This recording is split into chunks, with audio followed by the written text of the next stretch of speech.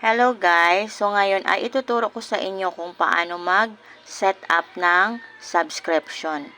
So dito tayo sa professional dashboard, pindutin natin. Yan, scroll up lang tayo. Okay, pindutin natin tong monetization. Ayan, meron na tayong isang na-unlock na tools which is itong star. At ito na nga, pangalawa na tong subscription. Okay, so ito na yung subscription na kailangan nating pindutin. Okay, ayan na po. Naka-set up na siya. So, tingnan natin din, add tools.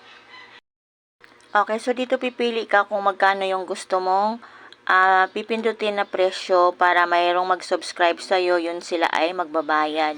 So, merong recommended na 29 pesos, 55, 99, 135, 165 to 539. So, yung pindutin natin guys, yun lang yung recommended na 29. No? So, low budget lang tayo, 29. Dito sa subscription, meron kang pagpipilian ng mga presyo kung magkano yung iyong ilalagay. So, meron tayong 29, 55, 99, 135, 165, 269, at 539. So, meron ditong recommended na 29. Yun na lang yung ating ilalagay na amount, no? Kasi kung maglalagay tayo ng medyo malaki, baka naman wala din talagang mag-subscribe sa atin. Sa halagang 29 din, medyo may kamahalan din. So, wag na lang tayo doon sa 55.29 na lang. Okay, so pindutin na natin tong update.